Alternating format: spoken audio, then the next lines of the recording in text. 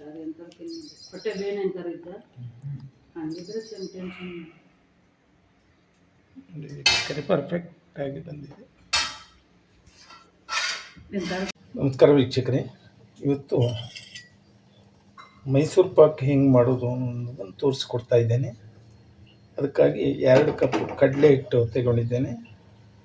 ಫಸ್ಟಿಗೆ ಅದನ್ನು ಸ್ವಲ್ಪ ಹುರ್ಕೊಳ್ತಾ ಇದ್ದೇನೆ, ಯಾಕಂದರೆ ಅದರ ಹಸಿ ವಾಸನೆ ಹೋಗಬೇಕು. ಇಲ್ಲಾಂದರೆ ಮೈಸೂರು ಪಾಕ್ ಕಡಲೆ ಹಿಟ್ಟಿನೊಂದು ಸ್ವಲ್ಪ ವಾಸನೆ ಬರುತ್ತೆ.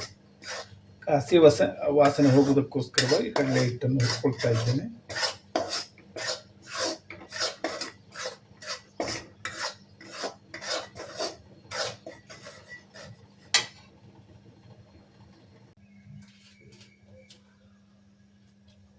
ಕಡಲೆ ಹಿಟ್ಟನ್ನು ಹುರ್ಕೊಂಡಿದ್ದಾಯಿತು.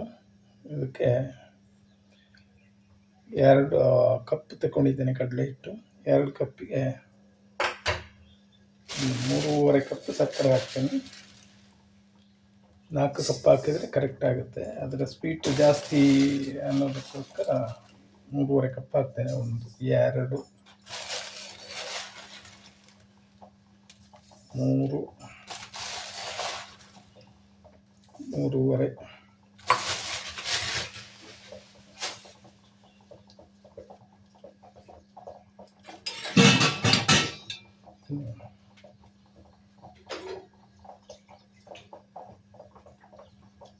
3.5 ಕಪ್ಪಿಗೆ ಸಕ್ಕರೆ ಪಾಕಕ್ಕೆ ನೀರು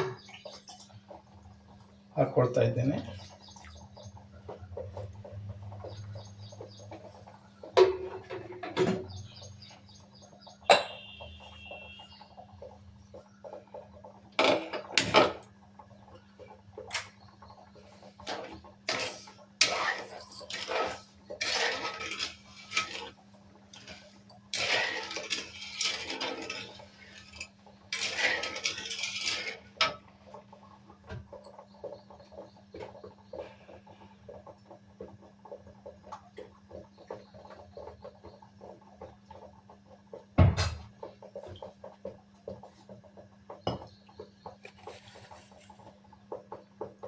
ಕಡಲೆ ಹಿಟ್ಟಿಗೆ ತುಪ್ಪ ಹಾಕ್ಕೊಳ್ತಾ ಇದ್ದೀನಿ.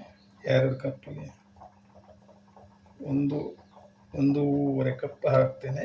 ಮತ್ತೊಂದು ಅರ್ಧ ಕಪ್ ಬೇಕಾಗುತ್ತೆ, ಅದು ಆಮೇಲೆ ಹಾಕ್ಕೊಳ್ತೇನೆ.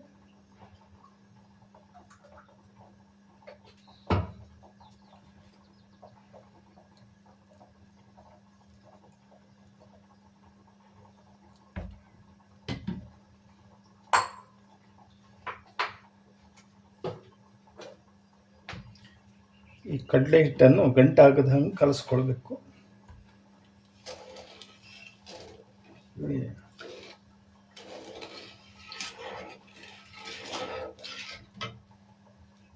ಮೈಸೂರು ಪಾಕ್ ಮೃದುವಾಗಿ ಮೆತ್ತಗೆ ಬಂದರೆ ಸರಿ ಇರಲ್ಲ, ಅದಕ್ಕೆ ಸ್ವಲ್ಪ ಏರು ಪಾಕ ಮಾಡಿ ಹಾಕ್ತಾ ಇದ್ದೇನೆ.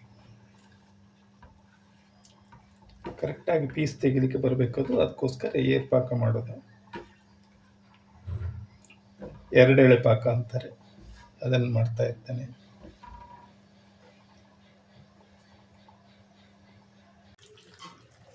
ನೋಡಿ, ಸಕ್ಕರೆ ಪಾಕ ಆಗ್ತಾ ಬಂತು.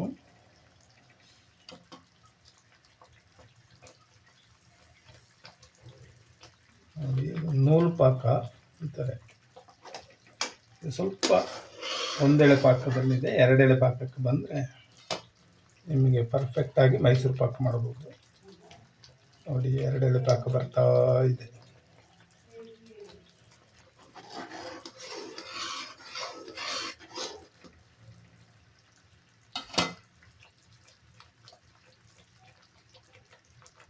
ನೋಡಿ, ಬಂತು. ಇದು ಹುರಿದ ಕಡಲೆ ಹಿಟ್ಟನ್ನು ತುಪ್ಪದಲ್ಲಿ ಕಲಸಿಟ್ಟಿದ್ದೇನೆ, ಅದನ್ನು ಹಾಕ್ತಾ ಇದ್ದೇನೆ. 2 ಎಳೆ ಪಾಕ ಬಂತು. ನೋಡಿ, ಮೈಸೂರು ಪಾಕಿಗೆ ಬೇಕಾಗೋದು ಕೇವಲ 3 ಇಂಗ್ರೀಡಿಯೆಂಟ್ಸ್: ಕಡಲೆ ಹಿಟ್ಟು, ಸಕ್ಕರೆ, ತುಪ್ಪ. ಅಥವಾ ನೀವು ತುಪ್ಪ ಇಲ್ಲಾಂದರೆ ಎಣ್ಣೆಯಲ್ಲೂ ಮಾಡ್ಕೊಳ್ಬೋದು.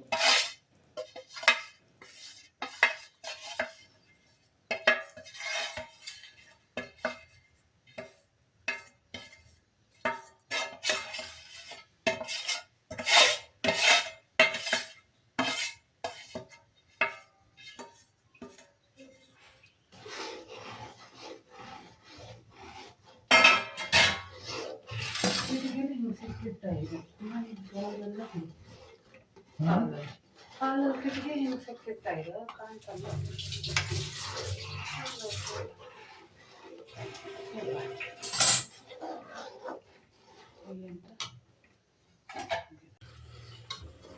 ನೋಡಿ ಆಗ್ತಾ ಬಂತು. ಇದಕ್ಕೇನು ಜಾಸ್ತಿ ಟೈಮ್ ಬೇಡ.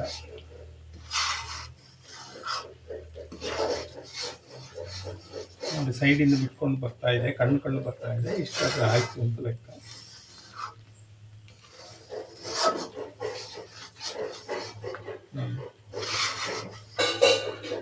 ಮೈಸೂರು ಪಾಕನ್ನು ಹಾಕುವುದಕ್ಕೆ ಸ್ವಲ್ಪ ತಳ ಜಾಸ್ತಿ ಇರುವ ಪಾತ್ರೆ ಬೇಕು. ಅದಕ್ಕೋಸ್ಕರ ಇದನ್ನು ತಗೊಂಡಿದ್ದೇನೆ. ದಪ್ಪಕ್ಕೆ ಹುಯ್ದಷ್ಟು ಒಂದು ಕಲರ್ 2 ಕಲರ್ ಬರುತ್ತೆ. ತೆಳ್ಳಗೆ ಹುಯ್ದರೆ ಒಂದೇ ಕಲರ್ ಬರುತ್ತೆ. ಕರೆಕ್ಟಾಗಿ ನೀವು ಸಕ್ಕರೆ ಪಾಕ ಮಾಡಿದರೆ ಮೈಸೂರು ಪಾಕ ಕರೆಕ್ಟ್ ಆಗುತ್ತೆ.